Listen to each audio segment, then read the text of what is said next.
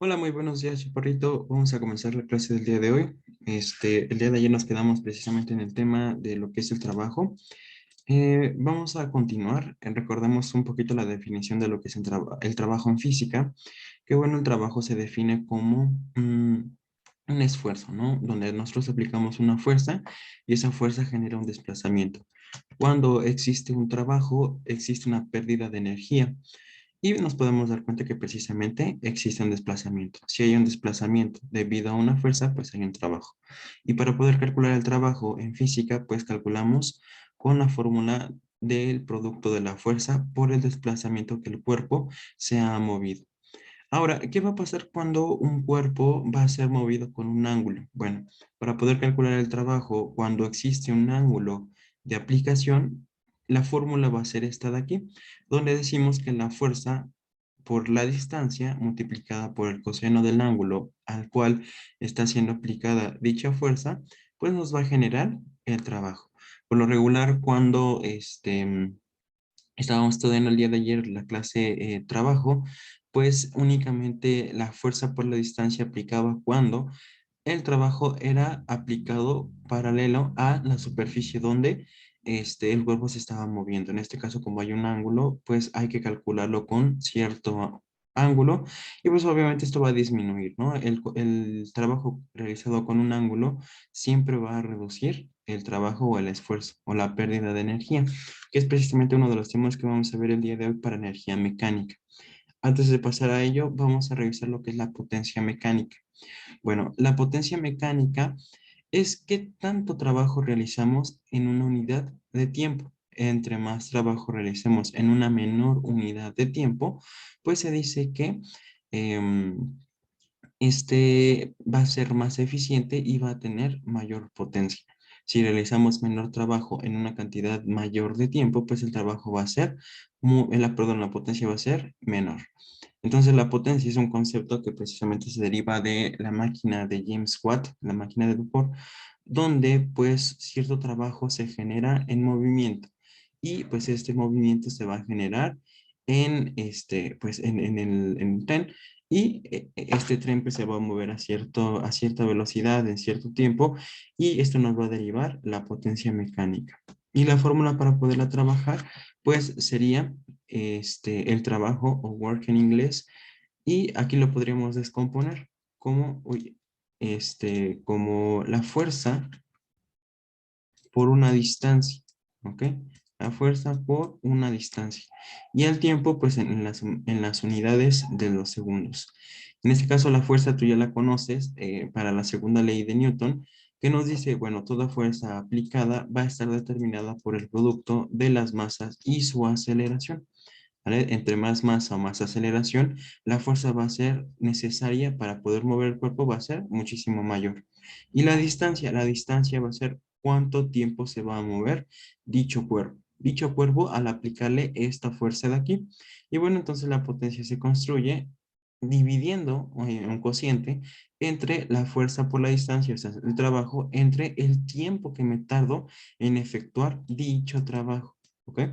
Eso es lo que nos deriva la potencia. Ahora pasar a lo que es la energía mecánica. Bueno, la energía mecánica, así como todas las energías que conocemos, que son las energías eléctricas, eólicas, las energías limpias, las químicas, etcétera, la energía mecánica es una parte de toda la ramificación de lo que son los tipos de energía, donde encontramos esfuerzos, donde encontramos trabajos. Bueno, la energía precisamente de la mecánica, como su nombre lo dice, la mecánica, acuérdate que estudia el movimiento o los cuerpos que se están moviendo. La energía mecánica, pues, establece que va a ser igual al producto de su energía cinética y la suma de la energía potencial, de todo lo que deriva la energía potencial en su producto. ¿Ok? ¿Qué es cada una de ellas? ¿Qué es la energía cinética? ¿Qué es la energía potencial? Se dice que la energía cinética es aquella que estudia a los cuerpos que se mueven y la energía potencial es aquella energía que se presenta debido a una referencia a una posición. Para poder calcular la energía cinética, vamos a utilizar como datos a la masa del cuerpo. a la velocidad que se mueve el cuerpo y eso lo vamos a dividir entre 2. A la energía potencial vamos a considerar a la masa el valor de la gravedad que tú ya la conoces. En caso de que te la den como dato, que digan considere G igual a 10 metros sobre segundo al cuadrado o 9,81 metros sobre segundo al cuadrado. Eso va a estar determinado de acuerdo al problema. Y la altura, de aquí viene la posición. Entre más alto esté el cuerpo, se dice que su energía potencial va a ser muchísimo mayor. Si un cuerpo de cierta masa se está moviendo más rápido, a una velocidad mayor, se dice que su energía cinética va a ser muchísimo mayor. Y se dice que para la energía mecánica hay una conservación. Por un lado, la energía cinética y la energía potencial se van a sumar para dar como lugar a la energía mecánica. Cualquiera de las dos, pues en cualquiera de las dos puede recaer el valor para poder determinar la energía mecánica total, pero la energía mecánica siempre se va a conservar. Entonces, la energía cinética tiene que ver cuando un cuerpo se está moviendo a cierta velocidad. No hay altura, siempre se está moviendo sobre la superficie. Si nosotros lo estudiáramos, pues estaría moviendo en la altura cero, en Y, ¿ok? Justamente en el origen. Se movería de aquí para acá, por ejemplo. Se movería precisamente en el plano de las X únicamente. Para el energía potencial no hay velocidad, de hecho está estático. Lo que sí existe es una altura. Quiere decir que el cuerpo puede estar siendo elevado o puede estar siendo colgado. Lo que nos interesa en la energía potencial va a ser su masa, la gravedad y a la altura a la que esté. Como es un producto, pues bueno, el producto es conmutativo. Entonces, cualquiera de estos dos valores que cambie, tanto la masa como la altura, va a hacer que incremente más o menos la energía potencial, en este caso. Ahora, vamos a ver un ejemplo donde hay una aplicación de la energía mecánica. Yo creo que muchas veces hemos visto, hemos ido a estos famosos juegos, no sé, por ejemplo, en la feria o en Six Flags, no lo sé, en donde hay una montaña rusa. Precisamente las montañas rusas, perdón, ocupan el principio de la conservación de la energía, donde nos dice que, bueno, si hay una altura, toda la energía potencial va a recaer en la energía potencial y no en la cinética. Si hay movimiento, pues toda la energía va a recaer en la energía cinética, en la energía del movimiento. Si no hay altura, obviamente. Si hay altura y movimiento, pues se va a dividir en las dos. Si nos damos cuenta, aquí estos chaparritos están arriba de un jarrito, están a punto de comenzar en la montaña rusa. Y pues bueno, si te das cuenta, aquí el carrito empieza o está en reposo. Tiene una velocidad de 0 metros sobre segundo. Como está a una velocidad de 0 metros sobre segundo o reposo, pero está a una altura de 20 metros. Se dice que debido a la masa de estos dos chaparritos y a la altura, se genera una energía potencial de 80,000. Acuérdate que todas las energías, su unidad van a ser los joules.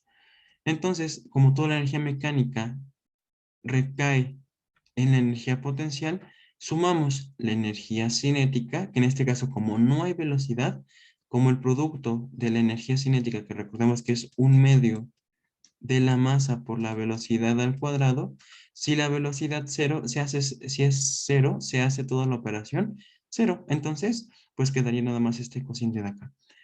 Y la energía mecánica pues va a ser la suma de la energía cinética más la energía potencial, que precisamente va a ser 80,000. Quiere decir que esta energía se tiene que conservar en cualquiera de los puntos a la velocidad que vaya y a la altura que esté, o a la velocidad máxima que esté y en la altura menor que esté. Vamos a revisar más casos. Supongamos que ya el carrito empezó a moverse.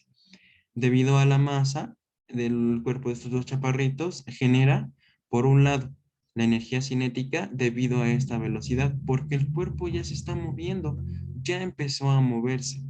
Y también hay energía potencial. ¿Por qué hay energía potencial? Porque el cuerpo está a una altura.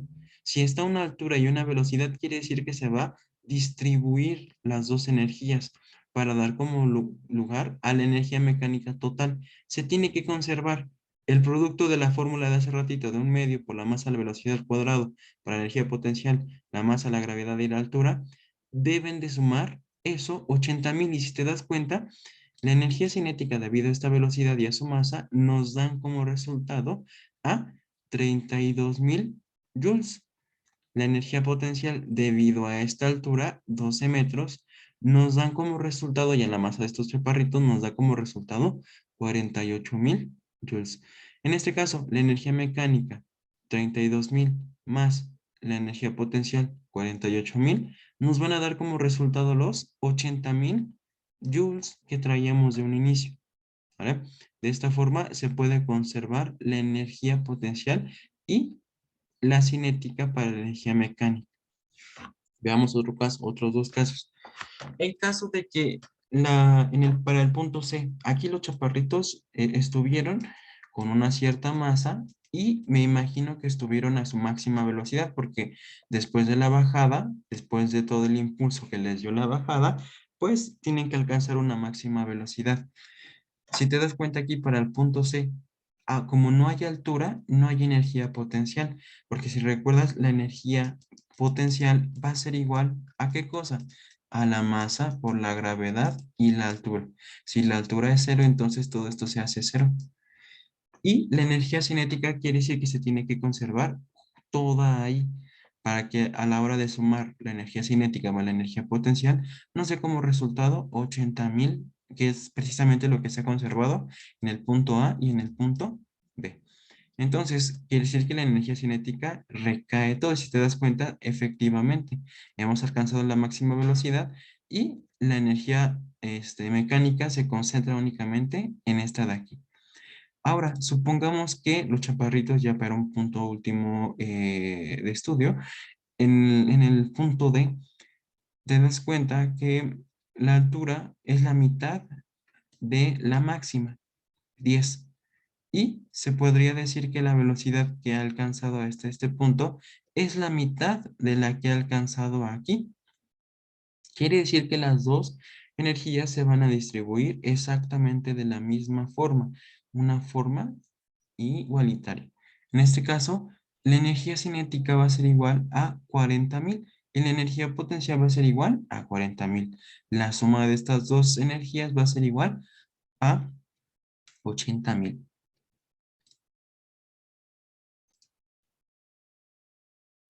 Ahora, vamos a revisar lo que es la cantidad de movimiento para física. Bueno, la cantidad de movimiento tiene que ver cuánto se va a desplazar un cuerpo. Ahora, involucrando a su masa y a su velocidad. Obviamente un cuerpo, supongamos, vamos a poner el ejemplo, un cuerpo cuya masa es muy grande, supongamos 100 kilos, y se mueve a una velocidad muy pequeña. Eso debido a su masa. Esa es la cantidad del movimiento. Si nosotros suponemos, o por lo regular suponemos, que un cuerpo de mayor masa se va a mover más lento, porque va a costar más trabajo moverlo. O un cuerpo de menor masa va a moverse más rápido debido a que hay menos esfuerzo que generar. El momento es una magnitud con la cual pues podemos relacionar a la masa y a la velocidad a la que se mueve un cuerpo. Y bueno, entre mayor cantidad de movimiento tenga, pues más energía va a tener este cuerpo. Esto precisamente lo vamos a ocupar para lo que son las colisiones en física, ya aparte de la dinámica, ¿ok? Porque nos interesa saber por qué razón el cuerpo se está moviendo más lento que uno de menor masa. Entre más cantidad de movimiento tenga un cuerpo, pues obviamente la energía va a incrementar. Y a la hora de colisionar con uno de menor, significa que el de mayor le va a imprimir energía al de menor. Esto sucede, por ejemplo, cuando hay un choque entre dos carros, supongamos no sé, un camión que va a chocar con un bochito, por ejemplo.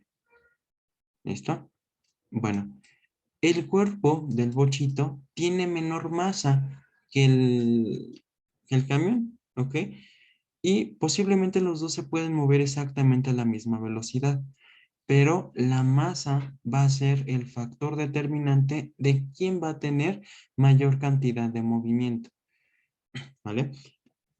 Entonces, si pusiéramos a colisionar estos dos cuerpos, el de la micro y el bochito, pues nos daríamos cuenta que el de la micro pues le va a ganar al del bochito.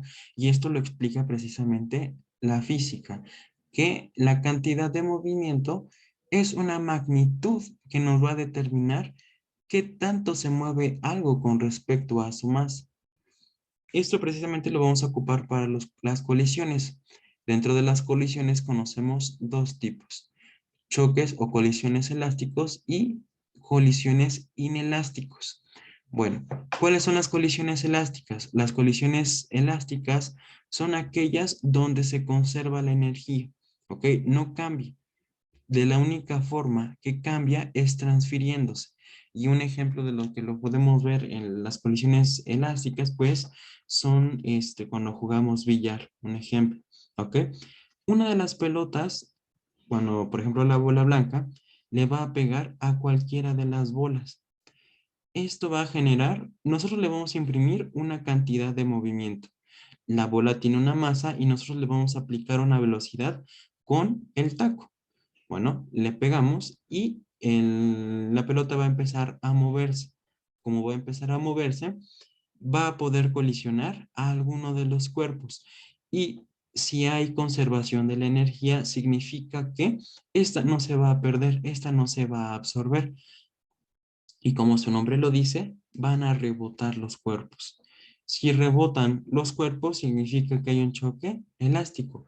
Un ejemplo, cuando estamos jugando con una pelota, de básquetbol, pues bueno, este es un claro ejemplo de los choques elásticos, perdón. ¿Por qué? Pues bueno, el balón tiene cierta masa. Con nosotros al rebotarlo, pues le estamos imprimiendo una velocidad. ¿Eso que genera? Pues una cantidad de movimiento. Si obviamente le imprimimos más velocidad, pues la pelota va a subir más. Si nosotros le aplicamos una menor velocidad, pues la pelotita va a rebotar muy poquito, pero va a rebotar y eso significa que la conservación de la energía se conserva precisamente en ese rebote. Si fuera totalmente inelástico, a la hora de rebotar la pelota, pues la pelota se quedaría pegada al suelo, ¿no? Ahorita lo vamos a ver un poquito más a fondo. Y esto, o qué tan alto salte la pelota, pues va a ser la cantidad de movimiento que le hemos aplicado al cuerpo. Ahora, para los choques inelásticos, bueno, ¿qué sucede para los choques inelásticos? Eso es cuando hay pérdida de energía. Si hay pérdida de energía, significa que se absorben los dos cuerpos de alguna forma. Hay muchas formas de pérdida. Una de ellas es la deformación. La deformación precisamente se transforma en calor. Bueno, este calor se va a manifestar en una deformación de los cuerpos. Y eso precisamente es cuando la cantidad de movimiento y las condiciones, obviamente, del cuerpo van a generar que estos dos se absorban. Un ejemplo, y aquí como lo puedes ver en el GIF, los dos cuerpos se colisionan y se destruyen totalmente. Precisamente en estas deformaciones de los dos carros, pues es donde existe la pérdida de energía. Acuérdate que la energía, por ley de la energía, dice que la energía no se crea ni se destruye, únicamente se va a transformar. Como la energía en un momento, en el inicio, se generaba mediante un movimiento, pues bueno, la energía ahora se va a transformar en una deformación, ¿vale? Entonces el choque inelástico tiene que ver cuando hay una pérdida, cuando se absorben los dos sistemas y pues hay deformaciones por lo regular. Aquí pues no hay rebotes. Un ejemplo, pues cuando se nos cae un huevo, ¿no? Un huevo de cocina, cuando estamos cocinando, se nos cae un huevo, hay un choque inelástico. ¿Por qué? Bueno, pues la gravedad, como lo vimos en caída libre, le aplica una aceleración al huevo que cae solito y pues bueno, se genera una velocidad, ¿no? Una velocidad que va incrementando poco a poco conforme va pasando el tiempo. El huevo tiene una masa y a la hora de colisionarse, pues la cantidad de movimiento se absorbe rompiendo el huevo en el suelo. Y eso es precisamente lo que nos dicen las colisiones, o para eso nos sirven la teoría de cantidad de movimiento. Entre mayor cantidad de movimiento tenga un cuerpo, pues más energía va a tener el mismo. Ahora, un concepto muy importante que vamos a trabajar no solamente para cuando hay trabajo, se dice que es la fuerza de fricción. Nosotros antes en nuestro diagrama, cuando empujábamos un cuerpo, por ejemplo, de esta forma, una persona tiraba, por ejemplo, de esta caja de aquí, le estaba aplicando una fuerza, pero nosotros lo estábamos trabajando mediante una condición ideal, donde precisamente esta fuerza va a generar un movimiento. Recordemos que esto se deriva del trabajo. Bueno, este movimiento no es una condición ideal porque, pues bueno, nosotros cuando empujamos algún cuerpo, por lo regular aparece una fuerza de oposición que se le conoce como la fuerza de fricción. De hecho, cuando tú caminas, si no existiera la fuerza de fricción, pues tú no podrías caminar, porque mira, cuando tú estás caminando, lo que tú haces al dar el paso, pues es aplicar una fuerza hacia adelante y el suelo te aplica una fuerza contraria y eso genera de que tu zapato no se vaya para atrás o no se deslice y te permita avanzar. La fricción es un concepto muy importante y que está presente en absolutamente todos los cuerpos que se están moviendo. Por ejemplo, un carro. Un carro cuando está sobre la superficie o en la calle, pues bueno, se está moviendo. Para que la llanta se pueda mover o pueda generar un desplazamiento, debe existir una fuerza de fricción, una fuerza contraria al movimiento, ¿ok? Porque si no existiera esta fuerza de fricción, pues únicamente se patinarían las cosas, ¿no? Así como en el hielo. Así, de hecho, el hielo es un claro ejemplo, donde hay muy poquita fuerza de fricción y si no hay tantísima fricción, pues obviamente no va a haber movimiento. Si hay fricción, quiere decir que sí, va a haber movimiento y también va a haber una oposición de dicho movimiento. Esta fuerza de fricción, o bueno, dentro de la física conocemos dos tipos de fuerza de fricción. Por un lado, la fuerza de fricción estática y la fuerza de fricción dinámica. Como su nombre lo dice, bueno, la estática es antes de empezar el movimiento y la fricción dinámica es durante el movimiento. La fricción estática, un ejemplo podríamos verlo cuando un carro está estacionado en no sé, en un cerro, ¿no? Cuando vamos a visitar a algún familiar y este familiar vive en un cerro y dejamos el carro estacionado en un cerro. Pues bueno, entre las llantas del carro, y la superficie debe de existir un coeficiente de fricción mayor, ¿vale? Para que, pues precisamente esta llanta, por un lado, aplique el peso del cuerpo hacia abajo y la fuerza de fricción apunte al lado contrario, para que la llanta no se mueva. Y esto obviamente pues está implementado, pues los sistemas del carro, etcétera, etcétera. Pero básicamente, o el principio con el que se rige todo esto, pues es la fricción. Otro ejemplo, cuando se descompone un carro, no sé, hay que empezarlo a mover. Precisamente esto se deriva también de la primera ley de Newton, que nos dice que todo cuerpo en reposo o en movimiento no quiere modificar su estado. ¿Ok? Bueno, cuando nosotros empezamos a mover un cuerpo, por lo regular cuesta más trabajo que una vez iniciado su movimiento. ¿Ok? Por ejemplo, regreso al ejemplo de empujar un carro que está descompuesto. Pues bueno, al empujar nos va a costar muchísimo trabajo. ¿Ok? Porque romper esa inercia del movimiento cuesta bastante.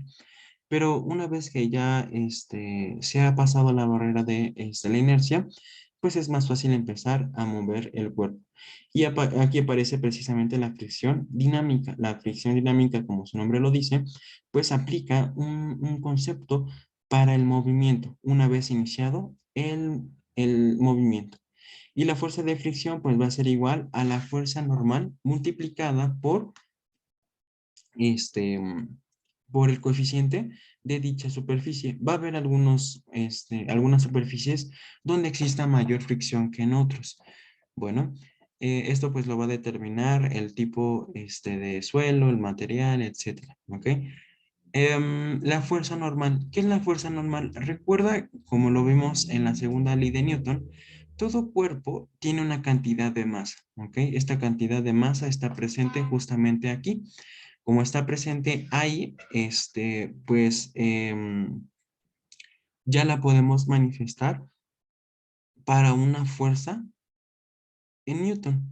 Como lo pudimos trabajar en la segunda ley de Newton, nos dice, bueno, si existe una,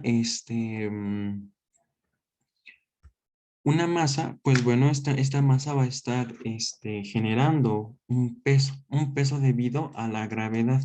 La gravedad está tirando hacia abajo. Como la gravedad está tirando hacia abajo, pues significa que pues dicho cuerpo tiene una fuerza hacia abajo.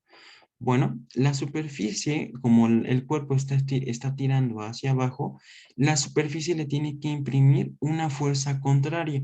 Y eso lo recuerdas de la tercera ley de Newton, que nos dice que a toda acción le corresponde una reacción. Precisamente este cuerpo va a generar una fuerza contraria. ¿Con qué fin? Bueno, si no existiera esta fuerza normal, pues todos los cuerpos se hundirían y se acercarían hasta el núcleo de la Tierra. Bueno, esta fuerza normal o esta fuerza se le conoce como fuerza normal o fuerza contraria al peso. De esta forma podemos entonces encontrar a la fuerza normal. Y si te das cuenta como la fuerza del peso es la misma que la fuerza normal, pues bueno, la fuerza normal la podemos establecer como este tipo. Fuerza normal va a ser igual al peso, weight en inglés. Y el peso, si lo recordamos, va a ser igual a la masa del cuerpo por la gravedad o el valor de la gravedad. Y listo, encontramos para poder resolver problemas cuando exista fricción. Ahora vamos a pasar a los conceptos de lo que son la termodinámica. Em, la termodinámica es una parte de la física muy importante que pues estudia las formas de transferencia de energía. Recuerda que la energía en un momento es un calor, es calor.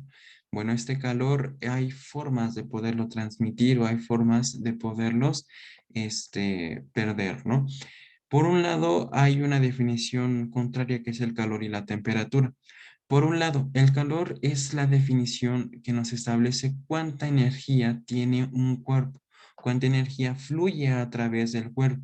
Recordemos que el calor, si lo viéramos de una forma molecular, pues estas partículas de los cuerpos se mueven o vibran constantemente. Si vibran mucho, pues significa que hay muchísima energía, significa que hay mucho calor. La temperatura es una medida de la energía, ¿ok? Nosotros establecemos o tenemos sistemas para poder medir la temperatura, ¿ok? ¿Cuánta energía va a tener un cuerpo? Y tenemos tres sistemas, el Celsius, el Kelvin y el Fahrenheit. Esto va a estar determinado, pues, de acuerdo al problema que nos establezca. Para la termodinámica existen, en realidad, cuatro leyes formales que nos establecen cómo es que se transforma la energía o cómo es que se transmite. Principalmente, y comenzamos con la ley cero.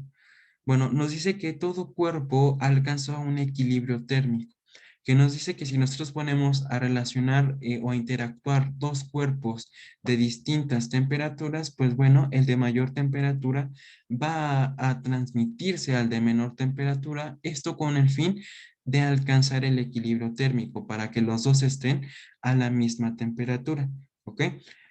La primera ley de la termodinámica nos establece que la materia no se crea ni se destruye, únicamente se va a transformar.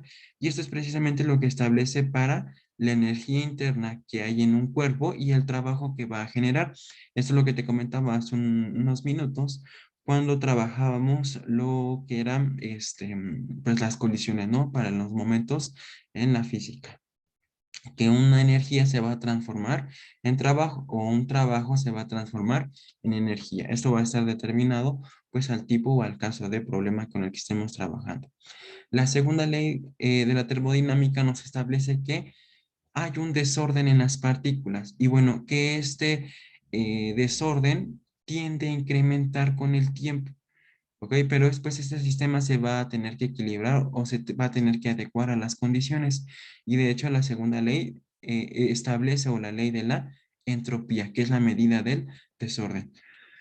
La tercera ley de la termodinámica nos establece que ningún cuerpo puede alcanzar el cero absoluto en sus temperaturas. Ninguna de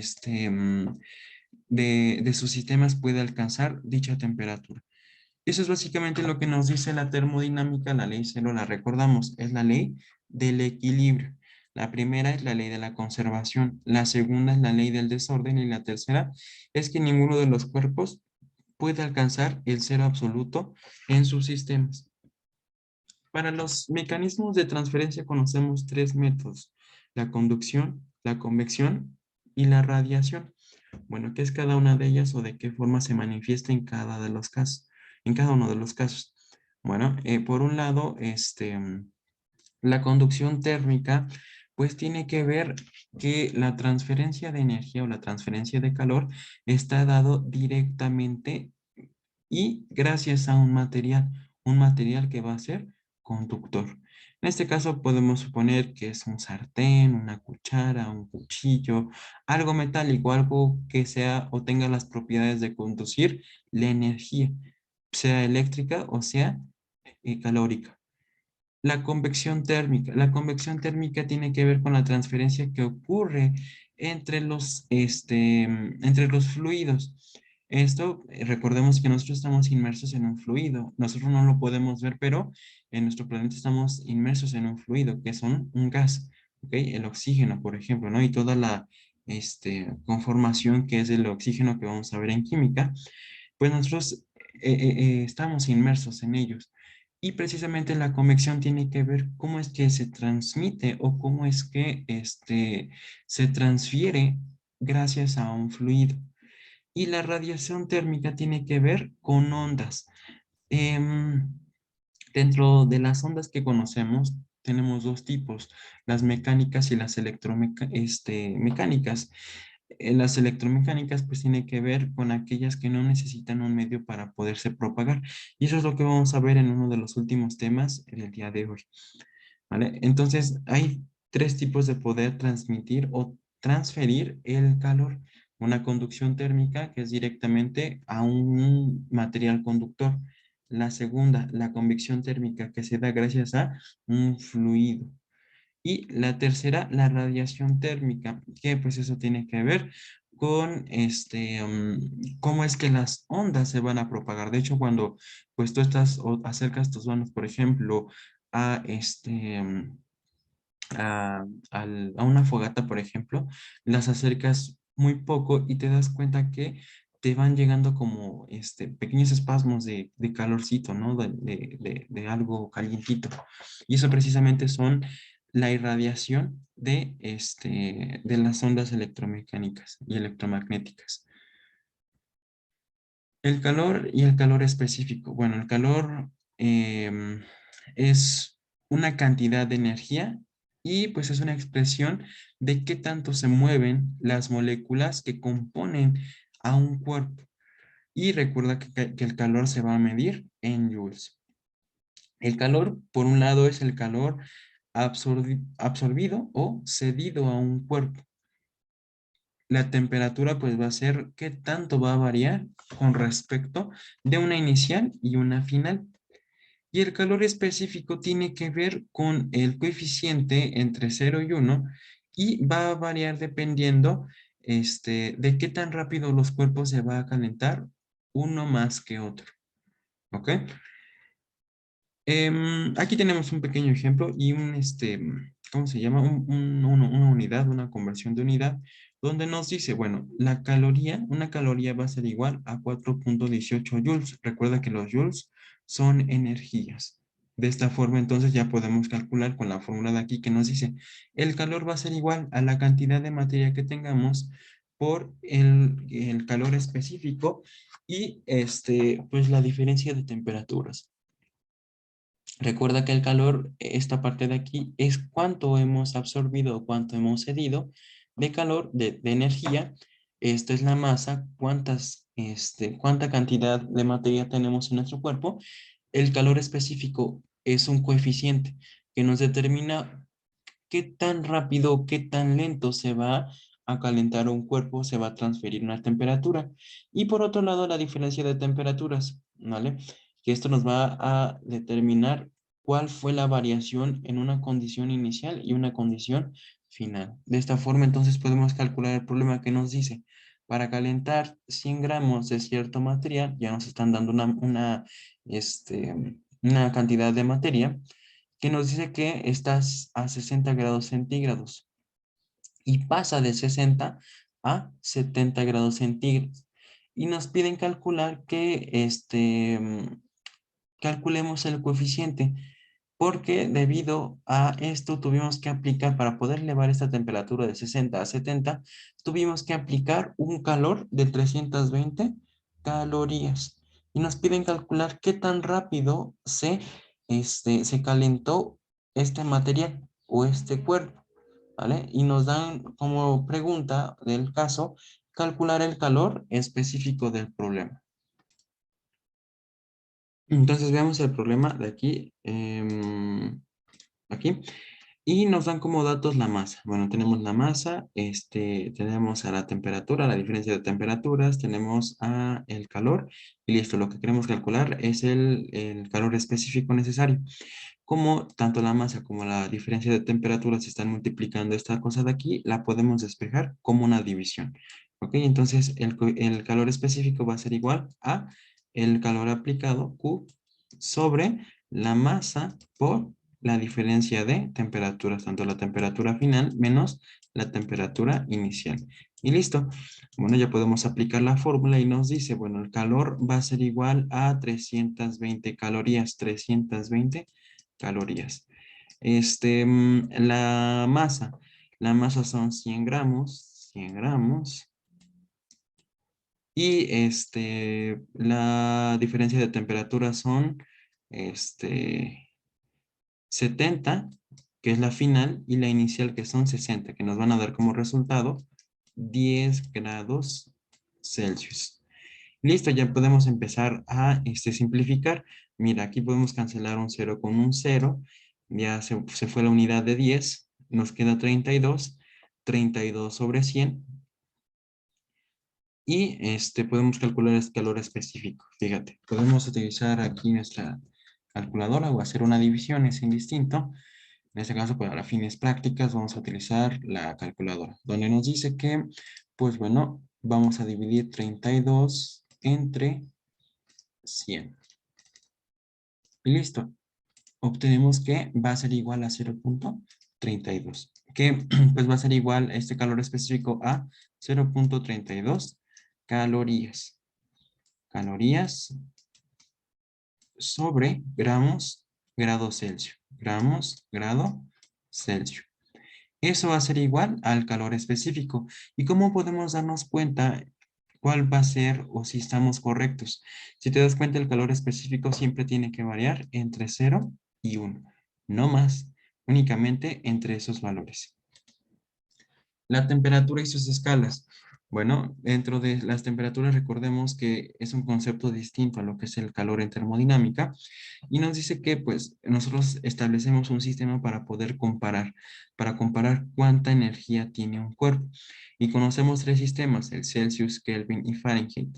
El Kelvin, el Kelvin es el más importante, si lo recuerdas, para el sistema internacional, porque bueno, pues esto lo deriva precisamente que se ha utilizado como un convenio para establecer que ha sido dicha temperatura la ideal para poder medir en cualquier sistema.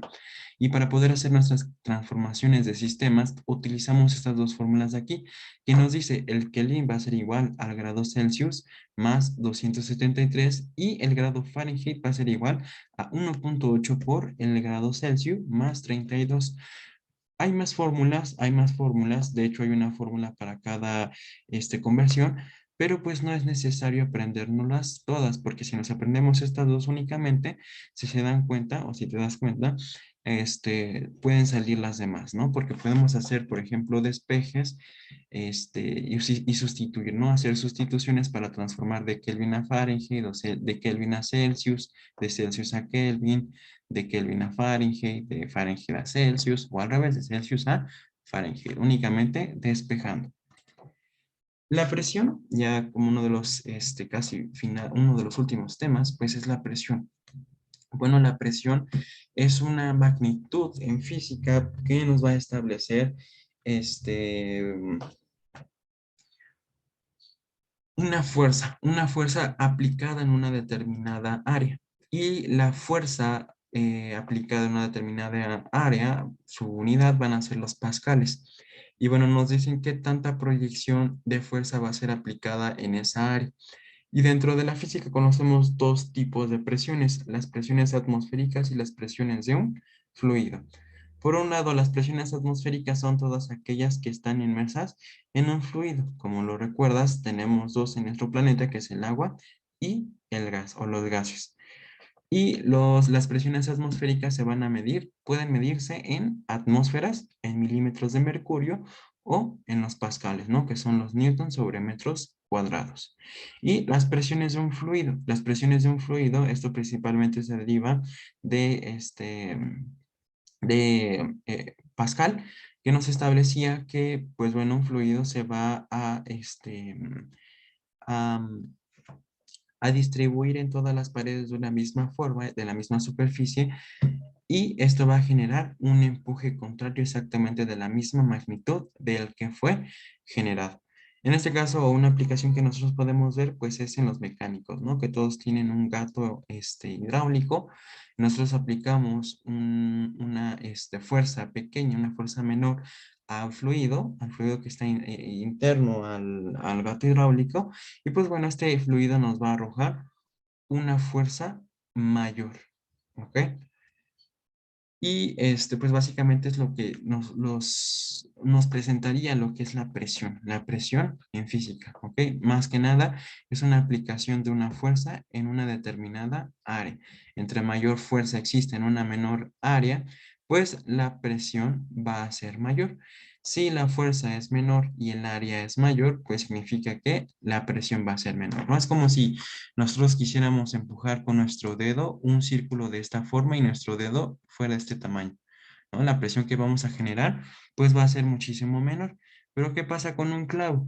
Un clavo le aplicamos una fuerza como el área transversal es menor y le aplicamos una fuerza al golpear, pues bueno, la presión que va a generar va a ser mayor y esto va a generar que penetre el material o que se clave en el material. Eso es lo que pasa en la presión. La onda. Bueno, como lo decíamos hace ratito, hay dos tipos de ondas, ondas mecánicas y ondas electromagnéticas. Las ondas mecánicas y las ondas electromagnéticas van a ser unas perturbaciones y una transmisión de cierta energía. Por un lado, las ondas mecánicas son todas aquellas que se transmiten mediante los cuerpos o se propagan gracias a los cuerpos. Si no hay un medio material por el cual se puedan transmitir, entonces estas no se pueden transmitir. Por ejemplo, un ejemplo, el sonido. El sonido es una onda mecánica que pues viaja a través de un medio y que se propaga gracias a los cuerpos que existen cercanos a ellos. ¿Por qué? Pues bueno, supongamos que hay un emisor de esta forma. Estas ondas van a viajar a lo largo de nuestro medio y van a rebotar en los cuerpos. De esta forma, a la hora de rebotar, pues bueno, se pueden direccionar para otros lados. ¿Ok? Y pues esto principalmente pues va a generar que lleguen a cierto punto, ¿no? A cierto receptor. Un ejemplo en las fiestas, ¿no? Por lo regular, y yo creo que nos ha tocado a todos que pues hay una fiesta muy lejos, ¿no? Y a pesar de la distancia, la música suele escucharse todavía. Y esto es porque las ondas del sonido se transmiten o se propagan gracias a los medios, gracias a que rebotan entre todos los medios. Esto forzosamente necesitan un medio para poderse propagar. Las ondas electromagnéticas no necesitan un medio para poderse propagar. ¿Cuál es un ejemplo de las ondas electromagnéticas? Pues son la luz, ¿no? Es principalmente la luz. Y son todas aquellas que se comportan mediante ondas magnéticas, como su nombre lo dicen. Se van propagando magnéticamente. Obviamente que va a llegar un punto en el cual esta fuerza magnética se va a perder de acuerdo a la intensidad del emisor y pues ya no va a existir dicha onda, ¿no? Únicamente hasta donde llegue su capacidad de transmisión magnética. Entonces tenemos estos dos tipos de ondas, que básicamente son perturbaciones que se viajan o se mueven alrededor de todo el medio. Dentro de las ondas mecánicas conocemos dos tipos, las mecánicas transversales y las longitudinales. Por un lado, las longitudinales son todas aquellas perturbaciones donde se mueven a la misma dirección de la onda. Y las ondas transversales son todas aquellas perturbaciones que se mueven de una forma perpendicular. Si te das cuenta aquí, si nosotros lo detuviéramos en este instante, sube y luego baja, sube y luego baja. Bueno, las longitudinales tienen que ver con un crecimiento perpendicular ¿a quién? A la normal de generación. Y las ondas longitudinales son aquellas que se transmiten de una forma del mismo sentido de, de transmisión de esta misma onda. Un ejemplo, cuando estamos, no sé, cuando hay mucha agua en un fregadero, por ejemplo, y la llave está goteando. Cuando gotea, va a generar ondas circulares en el agua. Y estas ondas son transversales porque estas ondas se van a mover a la misma dirección de la que se han generado, ¿vale? Son como paralelas. Dentro de las partes de la onda que conocemos en física son las siguientes. Toda onda se ve más o menos de esta forma. Las partes que constituyen a la onda son las siguientes. La longitud de onda es la distancia que existe del punto máximo de una onda a otro punto máximo de la onda. El nodo. Los nodos son las intersecciones o los puntos donde toca en el eje de las X. Los periodos. El periodo es el tiempo que va a tardar dicha onda en completar un ciclo. Un ciclo es esta S de aquí, ¿ok? Y es el periodo, el tiempo que va a medir cuánto se va a demorar en generar dicho periodo. La amplitud. La amplitud es la altura máxima que va a alcanzar nuestro incremento de onda. La cresta. Estos puntos aquí máximos se les conocen como crestas, ¿ok? Y los puntos menores se les conocen como valles. Bueno, de acuerdo a qué tan alto con respecto del eje Y esté la cresta, pues va a ser mayor o menor la amplitud. La frecuencia. La frecuencia es cuántos ciclos de periodo se van a generar en una unidad de tiempo determinado, por lo regular en un segundo. Y entonces la frecuencia la podemos definir como el número de ciclos completados en un segundo y la unidad para poderlos medir son los hertz.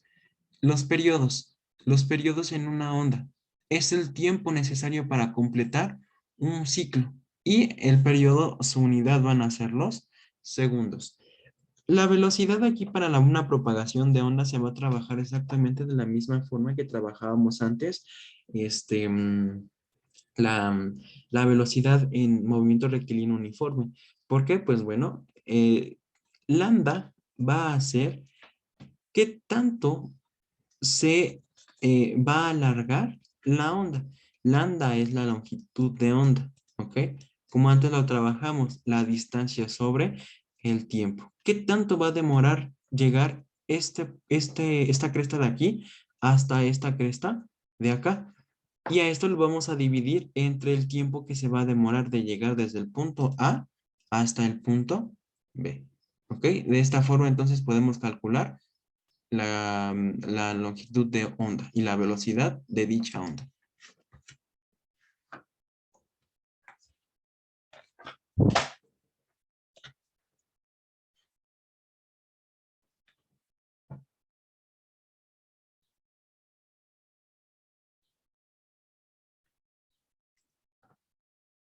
Ok, entonces básicamente de esta forma podemos calcular las partes de una onda. Ahora, em, vamos a pasarnos al siguiente tema, que son los fenómenos que ocurren en las ondas, que son básicamente estos de aquí, la reflexión, la refracción, la dispersión y todos estos de aquí. Bueno, vamos a comenzar con con la reflexión de una onda. Bueno, cuando existe una reflexión de una onda, pues suele aparecer que los cuerpos o la onda que es transmitida esta onda, pues se va a manifestar mediante un rebote. ¿Ok? Esta onda que va a chocar contra la superficie va a rebotar contra ella. Esto es básicamente lo que nos dice la reflexión en una onda. La reflexión es un fenómeno que nos establece que un cuerpo, o por ejemplo el sonido, la luz o lo que sea, no puede atravesar la superficie. Como no puede atravesar una superficie, esta va a tender a rebotar. ¿Ok? Entonces, básicamente es lo que es la reflexión. Cuando un cuerpo, una onda no puede atravesar los cuerpos y tiene que reflejarse. Eso ocurre también, pues en los medios, cuando, pues bueno, una onda está viajando a través de un medio y este medio puede modificarle su dirección. La refracción, bueno, la refracción es un concepto que nos va a definir cuando, eso sucede principalmente, no sé si has visto el experimento, cuando ponen un vaso de agua de esta forma, así, lo llenan más o menos de agua y colocan un lápiz. Un lápiz aquí llega y a la hora de entrar, a la hora de entrar al agua se parte el lápiz. No sé si has visto este experimento. Bueno, esto sucede cuando, debido a que una onda, por ejemplo, en este caso una onda de luz, incide en una superficie de un fluido, el fluido tiende a cambiarle la dirección en donde se proyecta la imagen. ¿Ok? Este fluido pues le va a modificar la forma en que nosotros vamos a visualizar dicha perturbación. En este caso, pues puede ser un haz de luz. No sé, cuando el sol llega a la superficie del mar, pues bueno, una parte se direcciona para un ángulo distinto de la trayectoria al que llevaba y otro se refleja. Esto principalmente a que las propiedades del agua, las propiedades cristalinas del agua, son las encargadas de modificar el estado de dirección de dicha onda. Básicamente, entonces, la refracción, perdón, es cuando hay un cambio de dirección en nuestra propagación de onda. Y esto se da gracias a un fluido. La difracción, bueno, la difracción es un fenómeno que nos va a relacionar que la onda como tal no va a poder atravesar los cuerpos sólidos en este caso. Si no puede atravesar a los cuerpos sólidos, entonces esta onda va a tratar, va a buscar de poderse seguir transmitiendo. Y esto ocurre cuando una onda tiene que rodear o tiene que partirse en ondas muy pequeñas para poder atravesar a los cuerpos. Aquí nos podemos dar cuenta que aquí hay como una pared y una onda de luz, por ejemplo, se está transmitiendo y hay pequeños huecos. Y en estos pequeños huecos, las ondas se van a tener que transmitir, se van a tener que partir en ondas muy pequeñas para poder pasar estas pequeñas distancias. Y esto es a lo que nosotros llamamos como difracción. La difracción es un fenómeno donde las ondas tienden a rodear al cuerpo que no pueden atravesar. La interferencia. La interferencia es cuando hay superposiciones de ondas. Cuando, por ejemplo, de hecho yo creo que, no sé, cuando escuchas la radio, dicen que la tienen que bajar a su radio porque, pues, hay una interferencia. Bueno, esto sucede porque, pues, bueno, la radio manda una onda de información, una onda donde precisamente viene nuestro programa o nuestras canciones favoritas. Llegan a nuestro receptor. Bueno, este receptor va a funcionar como una persona donde va a existir la reflexión, donde al encender su radio va a generar una reflexión de ondas, o sea, les va a regresar la misma onda. Si te das cuenta, hay cruces entre la misma onda y estos cruces generan rupturas. Estas rupturas van a generar interferencias. Interferencias que obviamente van a repercutir en que la información no va a llegar completa, va a llegar distorsionada, va a llegar muy mal. Un claro ejemplo son las olas del mar, ¿no? Cuando la marea está muy alta y las olas están chocando constantemente. Bueno, esto de aquí que puedes ver es precisamente cuando hay superposiciones de ondas, porque una onda de mar se ve más o menos de esta forma, ¿ok? Sube y baja, sube y baja. Bueno, cuando hay una superposición, las ondas chocan entre sí y generan estas pequeñas colisiones que van a generar destrucción, ¿no? Destrucción obviamente de estas mismas formas de una onda. Básicamente estos son los fenómenos que van a repercutir tanto en las ondas, porque recuerda las ondas mecánicas y las ondas electromagnéticas. Esto recordando un poquito a la onda del sonido y a la onda de la luz. Ahora, ya como casi uno de los últimos temas, el electromagnetismo. El electromagnetismo pues es un concepto muy antiguo donde decía que hay generación de carga eléctrica, ¿no? Mediante varios métodos. El primero, hay métodos de frotamiento, contacto e inducción para poder generar cargas. Por un lado, el frotamiento. El frotamiento tiene que ver con una fricción, tiene que ver con una interacción entre dos cuerpos que se están intercambiando cargas, en este caso, pues electrones, ¿no? Uno se queda eléctricamente cargado y otro carga al otro cuerpo. Un ejemplo, cuando antes poníamos en la primaria un experimento con un globo que frotábamos en la cabeza de una niña y luego lo pegábamos a la pared. Bueno, esto indica que precisamente se ha generado carga eléctrica debido a un frotamiento. Uno de los dos cuerpos, en este caso la cabeza de la niña, le ha cedido electrones al globo y pues bueno, hay un intercambio de cargas y este globo se queda ionizado, o sea, cargado eléctricamente. Ahora, los contactos. Un contacto, una forma de electrizarse de forma mediante una interacción por un contacto, pues tiene que ver directamente dos cuerpos que están cargados, o uno de ellos tiene que estar cargado que el otro no. Y a la hora de tocarse o interaccionar, pues uno de ellos le va a ceder o van a intercambiar cargas. Uno le va a ceder su carga al otro y va a quedar eléctricamente cargado.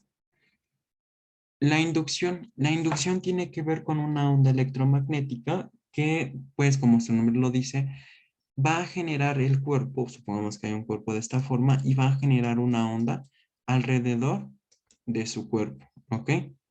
Como está generando esta onda de aquí, pues todos los cuerpos que se acerquen a pues se van a relacionar al cuerpo eléctrico. Un ejemplo, los imanes. O cuando, por ejemplo, estás frotando el mismo globo y tenías cachitos de confeti y los acercabas, pues bueno, los cachitos de confeti se veían afectados por el campo electromagnético que tenía generado este cuerpo de aquí y pues obviamente se atraen y se pegan o se cargan eléctricamente los cuerpos. Estos son los tres métodos para poder generar carga eléctrica.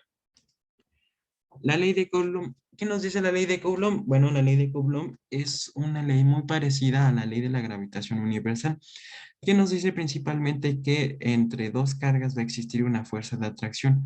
Por un lado, la fuerza de atracción o la fuerza de repulsión, eso va a depender del tipo de carga que tengamos.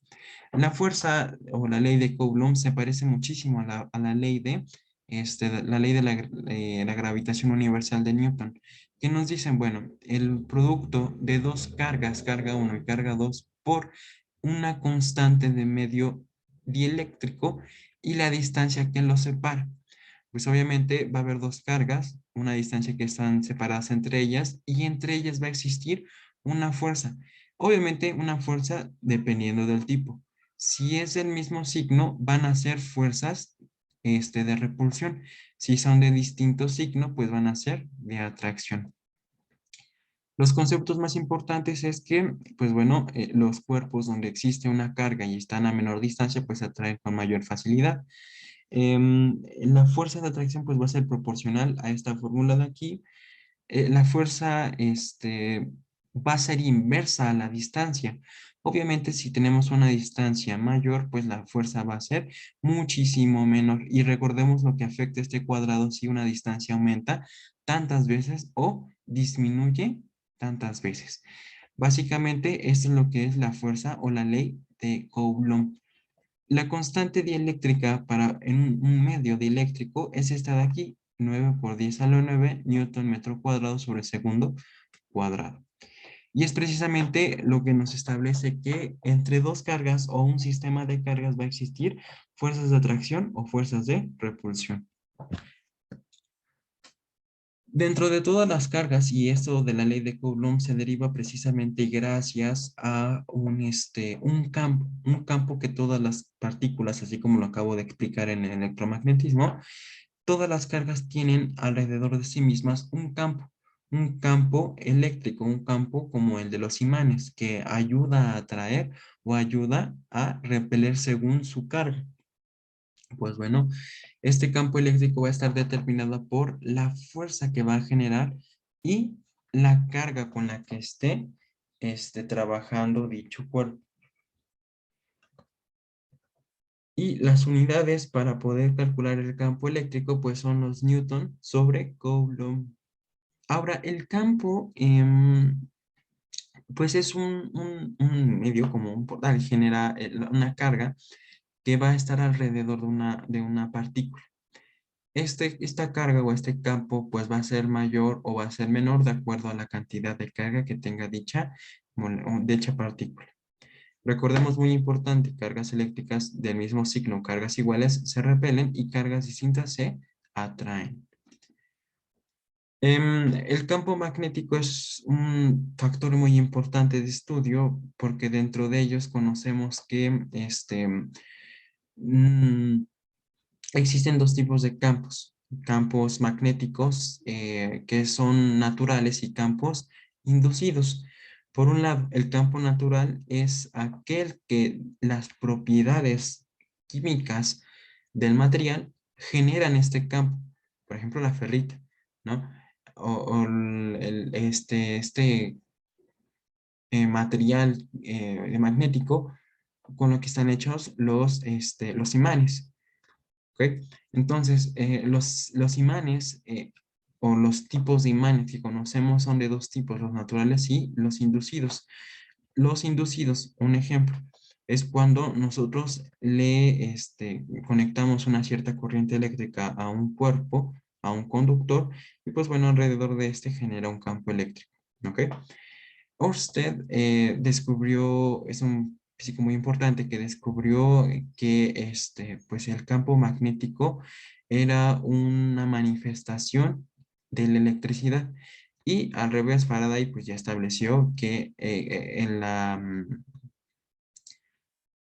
el magnetismo podía generar electricidad, ¿ok? Básicamente es lo que va esto del magnetismo, que únicamente pues es un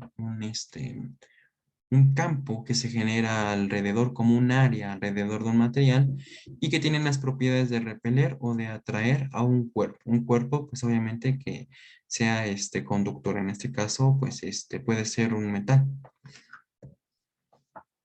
Para la electricidad, pues bueno, hay que revisar un poquito lo que es la ley de Ohm. Bueno, la ley de Ohm nos establece que las cargas eléctricas que pasan a través de un circuito eléctrico, pues van a estar determinadas por tres factores. Por un lado, la corriente eléctrica. Por otro lado, la cantidad de partículas que entran en un conductor. Y el último y el más importante, la resistencia. Recordemos, y lo podemos ver incluso en esta imagen de aquí, el volt es la fuerza con la que empuja a los electrones o las cantidades de partículas que pasan en un determinado tiempo. Los amperios son precisamente la cantidad de estos monitos que pasan en una unidad de tiempo. Y los ohms van a ser aquellos que van a permitir o impedir que las partículas pasen. Y esto va a estar determinado por la fórmula de Ohm, que la intensidad va a ser igual al voltaje sobre la resistencia. Teniendo la resistencia y la intensidad, podemos calcular cuál va a ser, perdón, el voltaje, podemos calcular cuál va a ser la intensidad. Ahora, la potencia también es un factor importante, así como lo revisábamos antes en física paradinámica, la potencia va a estar determinada por un trabajo y una unidad de tiempo. Y aquí en electricidad, pues vamos a trabajar qué tanta, o qué tanto voltaje va a pasar a través de un conductor en una cierta unidad de tiempo. Eso va a ser la potencia en física aquí para circuitos. Y tenemos dos formas de calcular la potencia, como el producto del voltaje por la intensidad o como la intensidad al cuadrado por su resistencia. De esa forma entonces podríamos calcular lo que es la potencia para circuitos. Dentro de los circuitos conocemos dos tipos, los circuitos en serie y los circuitos en paralelo. Bueno, ¿qué elementos destacan de cada uno de ellos? Pues bueno, muy sencillo. Para los serie, los elementos pues obviamente están conectados en serie. La corriente eléctrica va a ser la misma en cualquier punto. La corriente eléctrica, acuérdense que es la intensidad. El voltaje va a ser la suma de cada uno de los elementos. Muy importante, cuando tenemos un circuito conectado en serie, supongamos que tenemos una pila de 9 volts. Estos 9 volts se van a dividir entre el número de los elementos que existan. ¿Ok? Por ejemplo, si tenemos 3, pues estos 9 volts se van a dividir entre estos, cantidad, entre esta cantidad de voltaje. ¿Ok? Entonces, muy importante para resistencias. Cuando hay una agrupación en serie, la resistencia total va a ser igual a la suma de cada una de ellas. Resistencia 1 más resistencia 2 más resistencia 3. La intensidad en cualquier punto va a ser la misma, a la total. Y la intensidad, perdón, el voltaje o la suma de voltajes, pues va a estar determinada la suma de los voltajes de cada elemento, de la resistencia 1, de la resistencia 2, de la resistencia 3 y etcétera. Para los elementos en paralelo, los elementos están conectados de forma individual. Esta pila de aquí, va a distribuir un voltaje, a estos elementos de aquí, la resistencia 1, resistencia 2 y resistencia 3. ¿Ok? Em, para poder identificar los elementos, pues bueno, la corriente eléctrica total va a ser la suma a las corrientes de cada una de ellas. Y el voltaje va a ser el mismo para cada uno de los elementos. Como son conexiones individuales, el voltaje que llega aquí, el voltaje que llega acá o el voltaje que llega acá va a ser exactamente el mismo. Y para poder calcular la resistencia total, pues vamos a hacer la inversa de cada una de ellas. La resistencia total va a ser igual a 1 sobre la resistencia 1 más 1 sobre la resistencia 2 más 1 sobre la resistencia 3. Para poder dejar la expresión de esta forma, R total, hay que aplicarle la inversa o dividir 1 entre todo esto de aquí abajo para que nos quede precisamente la resistencia total. Esto es aplicar precisamente el teorema de los extremos, perdón, la regla de la ley de los extremos en álgebra. Otra propiedad de los circuitos en paralelos que la intensidad va a ser igual a la suma de cada una de ellas. Intensidad 1 más intensidad 2 más intensidad 3. El voltaje que les va a llegar a cada uno de los elementos va a ser el mismo porque son conexiones independientes. Ahora, ¿qué es la conductancia y resistencia? Bueno, la conductancia, por un lado, es la inversa de la resistencia. La resistividad y la conductividad son dos factores importantes que van a estar determinados por qué tan grueso o qué tanta área transversal tenemos en un conductor. Obviamente, entre mayor área tengamos, pues la resistencia que va a ofrecer va a ser mayor, porque pues es como perdón, va a ser menor. Es como si tuviéramos aquí no sé, supongamos que es un tobogán y pues obviamente pasa un niño, ¿no? Obviamente el área es suficiente para que el niño pase, pero ¿qué pasa si metemos ahora dos niños? Todavía sigue siendo buena área, pero ¿qué pasa si metemos a otro y luego a otro y así sucesivamente? El área ya no va a ser necesaria y obviamente va a ofrecer o va a generar que se oponga muchísimo más al paso de estos niños. ¿Ok? La resistividad entonces va a ser calculada por el área transversal, la, la relación que va a existir entre el coeficiente de resistividad del cuerpo, la longitud del conductor y el área con el que estemos trabajando. La conductividad, pues va a ser la inversa de la resistividad.